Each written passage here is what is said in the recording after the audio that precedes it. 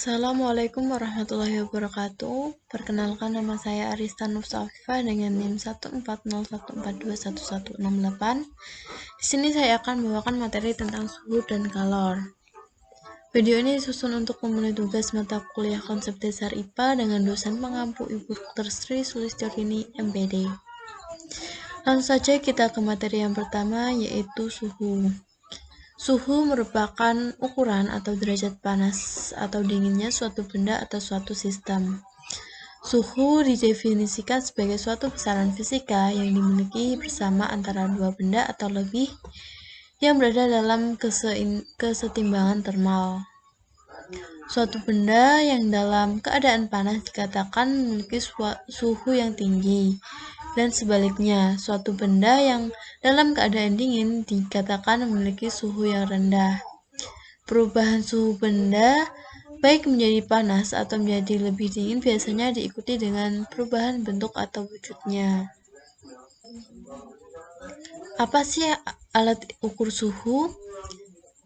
Untuk menyatakan suhu suatu benda secara kuantitatif, manusia membutuhkan bantuan alat pengukur suhu yang disebut dengan termometer. Termometer bekerja dengan memanfaatkan perubahan sifat termometrik suatu benda ketika benda tersebut mengalami perubahan suhu. Beberapa contoh sifat termometrik yaitu volume atau pemuaian zat, baik itu zat padat, zat cair, maupun zat gas. Kemudian tekanan, baik tekanan zat cair maupun tekanan zat gas. Lalu hambatan listrik, gaya gerak listrik, dan intensitas cahaya.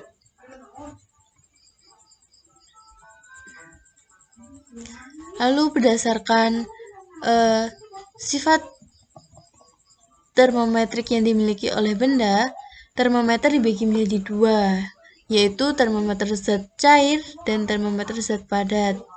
Termometer zat cair memanfaatkan benda cair atau alkohol dan raksa sebagai bahan pembuatannya. Sebaliknya, pada termometer zat padat menggunakan sifat benda padat sebagai bahan pembuatannya. Jenis-jenis termometer zat cair yang pertama ada termometer laboratorium.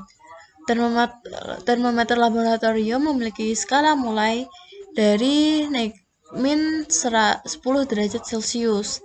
Alat ini biasanya digunakan untuk mengukur suhu air dingin atau air yang sedang dipanaskan. Termometer laboratorium menggunakan raksa atau alkohol sebagai penunjuk suhu. Jenis termometer zat yang kedua yaitu termometer klinis. Termometer klinis atau termometer suhu badan memiliki skala 35 derajat Celcius sampai 45 derajat Celcius. Termometer ini biasanya digunakan oleh dokter untuk mengukur suhu badan.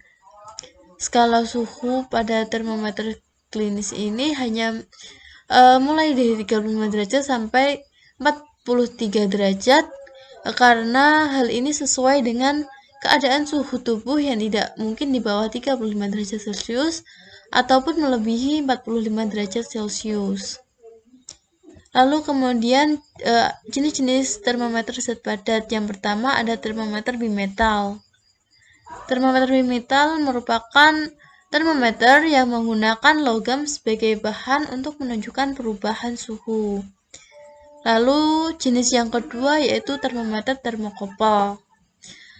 Termometer termokopel merupakan termometer yang memanfaatkan aliran listrik untuk menentukan besaran suhu.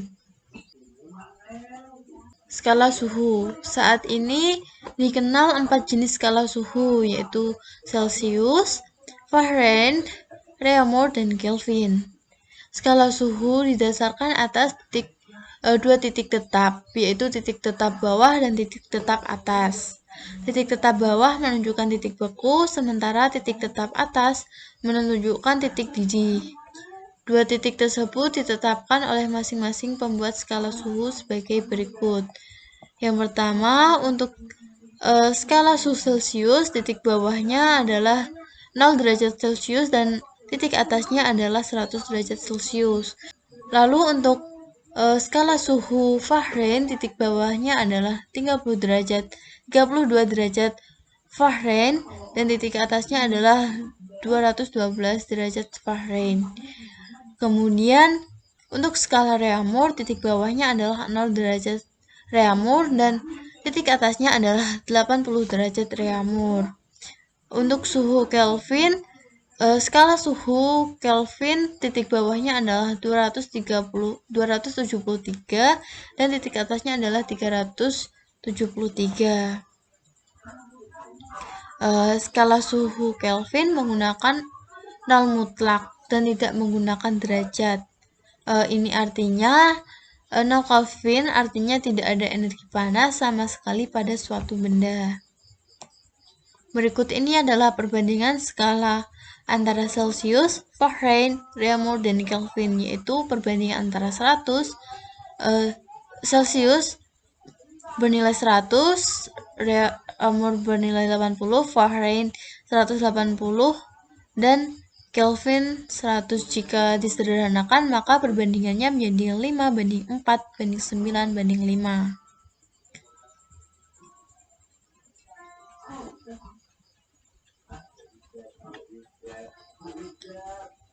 Selanjutnya ada perubahan akibat suhu. Suhu dapat mempengaruhi bentuk suatu zat.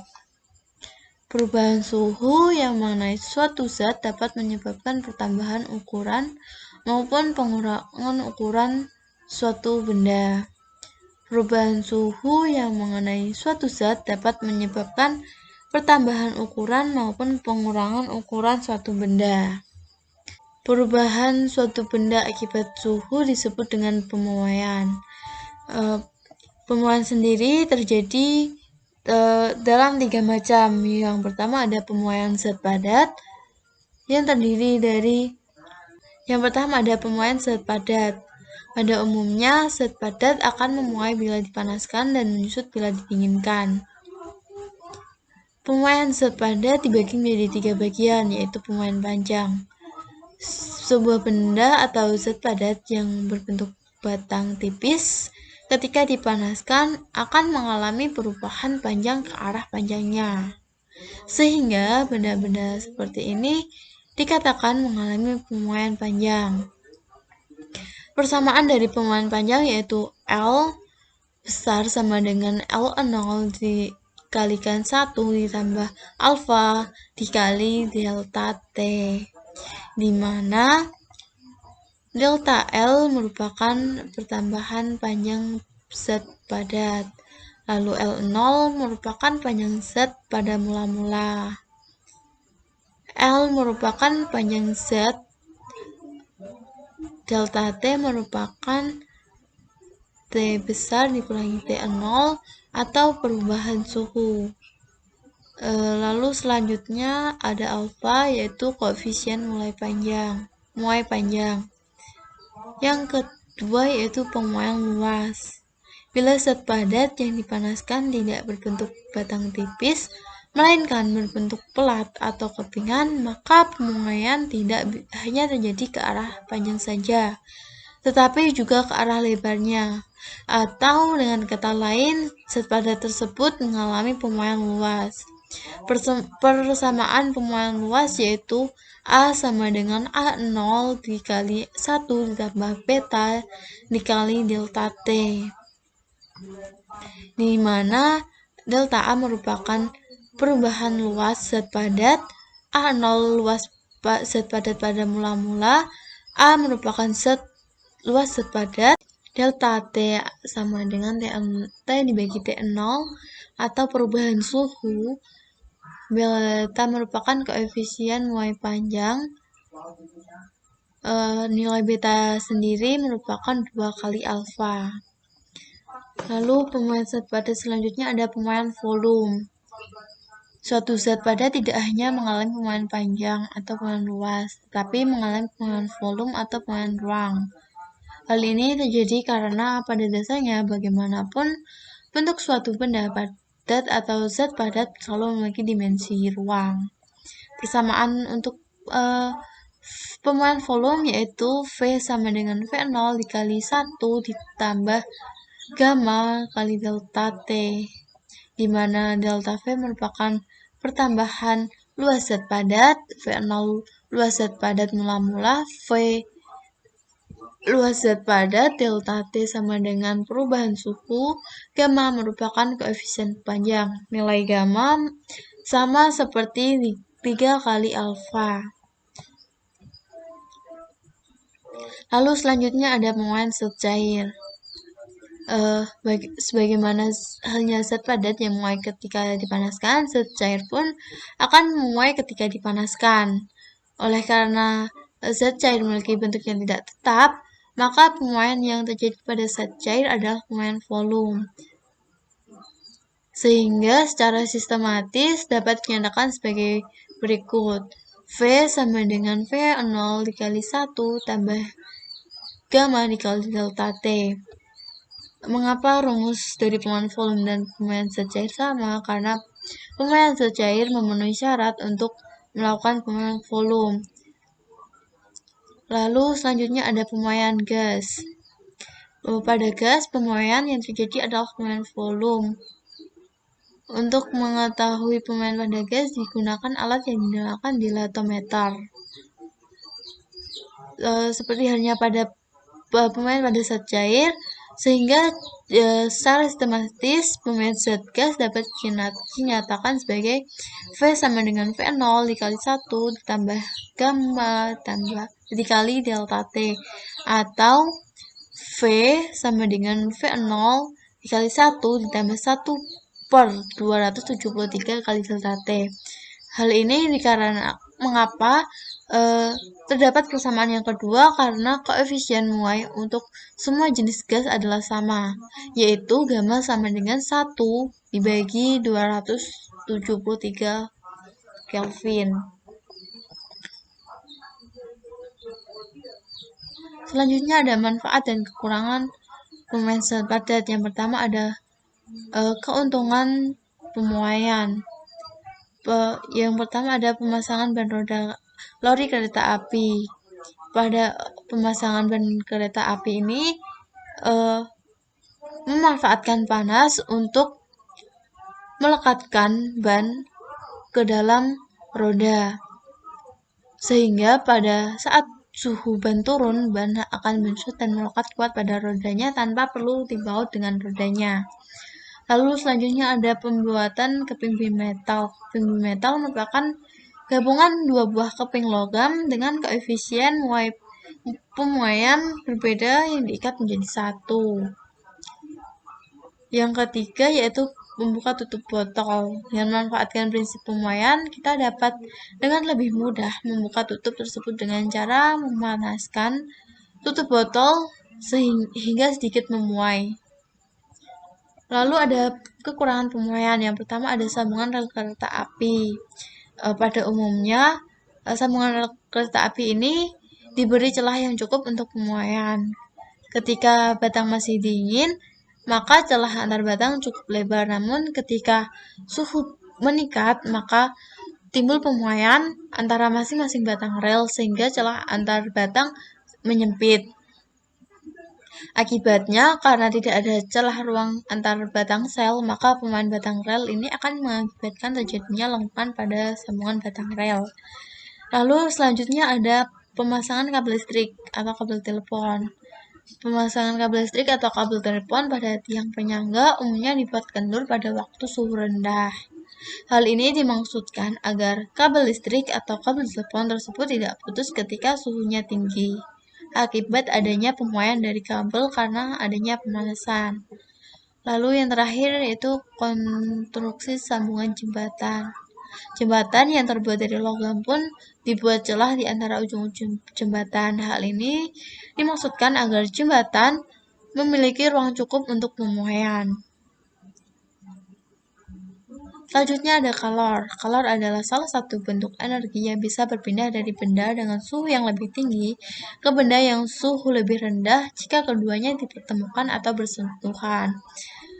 Menurut Satuan Internasional Kalor, Satuan kalor adalah Joule, sedangkan menurut CGS satuan kalor adalah ERG, atau untuk berbagai jenis makanan menggunakan satuan kalori. Selanjutnya ada perpindahan kalor. Perpindahan kalor terbagi menjadi 3 bagian, yaitu konduksi, konveksi, dan radiasi.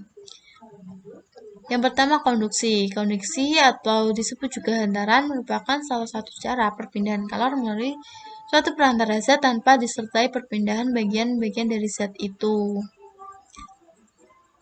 Kemampuan zat atau benda dalam menghantarkan kalor juga berbeda-beda. Oleh karena itu, kemampuan benda dalam menghantarkan kalor dibedakan menjadi 2 kelompok, yaitu konduktor dan isolator. Selanjutnya ada konveksi. Konveksi merupakan salah satu cara perpindahan kalor melalui suatu zat disertai oleh perpindahan zat tersebut. Perpindahan kalor secara konveksi hanya terjadi pada zat cair dan zat gas. Perpindahan kalor secara konveksi dinamakan juga aliran panas karena bagian-bagian zat itu terus mengalir selama pemanasan. Lalu yang terakhir ada radiasi. Radiasi atau pancaran merupakan cara perpindahan kalor tanpa perpindahan zat perantara. Misalnya pada pancaran sinar matahari, panas dari matahari dapat sampai ke bumi, walaupun jarak antara bumi dan matahari sangat jauh dan di antara bumi dan matahari terdapat ruang hampa. Selanjutnya ada kapasitas kalor, kalor jenis, dan kalor laten. Kapasitas kalor merupakan banyaknya kalor atau energi panas yang dibutuhkan untuk menaikkan suhu suatu benda sebesar 1 derajat Celcius atau 1 Kelvin. Satuan dari kapasitas kalor adalah Joule per Kelvin. Persamaan untuk mencari kapasitas kalor yaitu Q sama dengan C dikali delta T. Lalu yang kedua ada kalor jenis. Kalor jenis suatu zat didefinisikan sebagai banyaknya kalor yang diperlukan untuk menaikkan suhu 1 kg zat itu sebesar 1 derajat Celcius atau 1 Kelvin. Untuk mencari kalor jenis dapat menggunakan persamaan Q sama dengan M kali C kali delta T. Dan yang terakhir ada kalor laten. Kalor laten didefinisikan sebagai kalor yang diperlukan oleh suatu zat untuk berubah wujud. Besar kalor laten tergantung pada jenis zatnya. Untuk mencari kalor laten dapat menggunakan persamaan Q sama dengan kali M kali L atau Q kali M kali U. Q kali L kali M kali L merupakan untuk mencari kalor laten dari kalor lebur atau kalor beku. Lalu yang persamaan Q sama dengan M kali U untuk mencari kalor penguapan atau kalor pengembunan. Selanjutnya ada akibat perubahan kalor. Secara umum, wujud zat adalah padat, cair, dan gas. Suatu zat dapat berubah jika diberi kalor dari suatu zat tersebut melepas kalor ke lingkungannya. Terdapat 6 perubahan wujud zat, yaitu dari padat ke cair disebut dengan mencair, lalu dari cair ke padat disebut membeku, dari cair ke gas disebut menguap, lalu dari gas ke cair disebut mengembun, dari padat ke gas disebut menyublim, lalu dari gas ke padat disebut mendeposit. Selanjutnya ada asas Black. Asas Black adalah suatu prinsip dalam termodinamika yang dikemukakan oleh Joseph Black. Asas Black berbunyi pada percampuran dua zat, banyaknya kalor yang dilepas zat yang suhunya lebih tinggi sama dengan banyaknya kalor yang diterima oleh zat yang suhunya lebih rendah. Asas Black ini menjabarkan beberapa hal, yaitu yang pertama, jika dua benda yang berbeda dengan suhunya dicampurkan, benda panas memberi kalor pada benda dingin sehingga suhu akhirnya sama, sehingga dapat ditemukan persamaan heat lepas sama dengan heat terima. Lalu yang kedua yaitu jumlah kalori yang diserap benda dingin sama dengan jumlah kalori yang diserap oleh benda panas.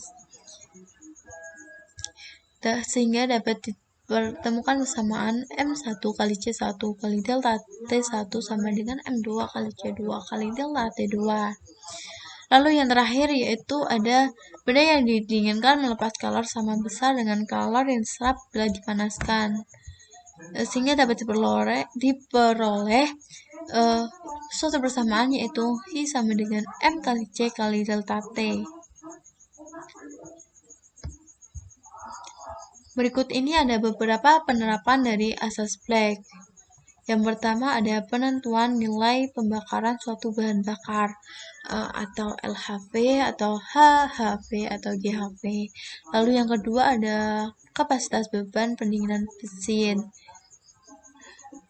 Ketiga yaitu penentuan temperatur kesetimbangan thermal insulasi reaktor.